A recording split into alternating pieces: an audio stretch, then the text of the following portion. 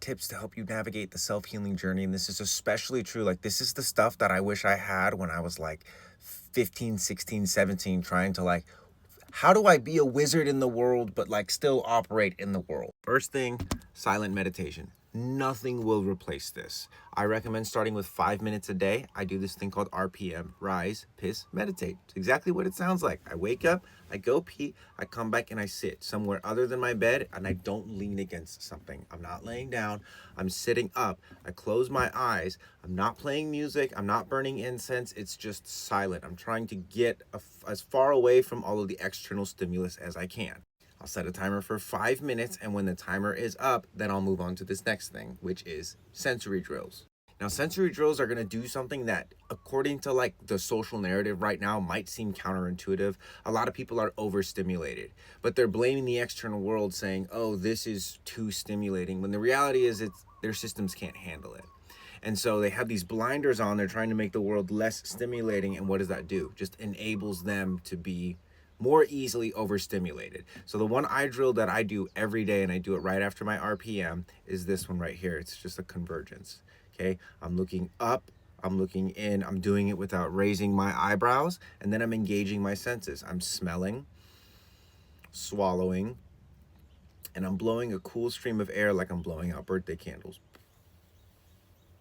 You can experiment with puffing out your cheeks, nice sensation, or keeping the cheeks nice and tight. But this is it. And I'll do this anywhere from 2 to 5 minutes. I usually don't set a timer for this one. I just kind of do it until I start yawning. You can also hit the corners of your eyes as well as other points to access. But the idea is that most people spend their lives down here. This is a focused state of view. When you are up here, when your eyes are up there, up there, up there, you're not like locked into this focused sense. And this, by the way, this isn't about focusing on something up here. It's about getting the eye muscles to do work, holding your eyes up in the center, up to the left, up to the right. This works as well if you look as far as you can over to the right side or to the left side. Your muscles will feel a strain. That's like when you go to the gym and you work out, your muscles are rebuilding themselves, your eyes are getting stronger. The swallowing will also help your neck become stronger, which is absolutely necessary on the self-healing journey, because there are plenty of things that are going to snap your neck. So you want to have a strong neck. Third thing is have some kind of journal.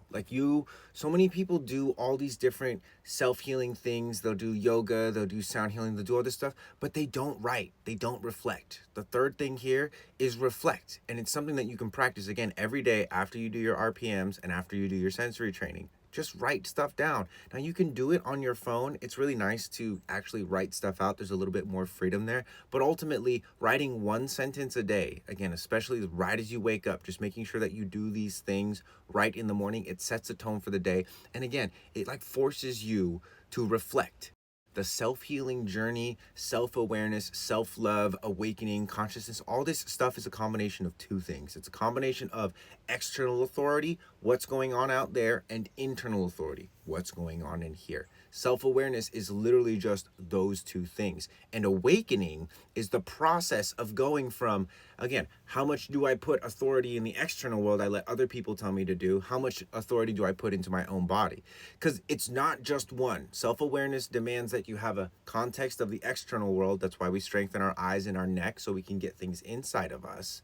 And also the internal world, which is why we strengthen our organs, which I have a whole thing about that, so that we can bring the thing that's unique, that's inside us, online into the world. Now, the last thing I will say about this is human design really, really helps with this. This is my website, reikimarco.com. You plug in your information and you're going to get a body graph like this. There's going to be a ton of information right over here. And you could Google a lot of this stuff, or if you got 27 bucks, I will literally just tell you everything and also show you how to read this body graph.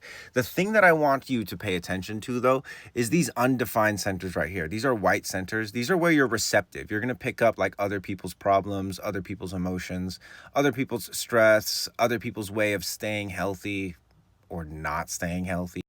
Human design is effectively a way of you looking at like the underlying energetics. Because on the surface, we're kind of Yeah, we look all a little bit different, but energetically, some of us are like completely opposite in terms of how we operate, how we handle stress, how we handle inspiration, how we handle emotions. It's very unique to us. And so that report that I just showed you will tell you like everything that you need to know. If you want to work one-on-one with me, I'm available for that. And if you want to be a part of a community that is like actively putting all these things into practice, come check out the archive. Overarching closure of this, guys, is this is all about love.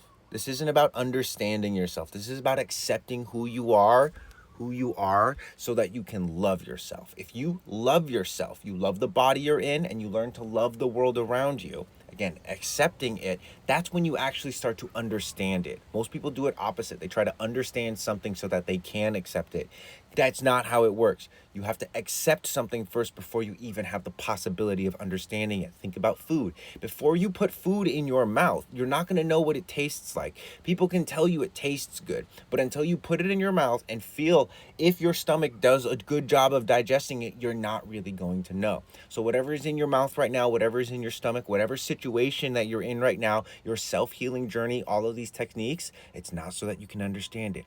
It's so that you can accept it, so that you can eventually understand it and consciously walk away from it or walk deeper into it. Peace.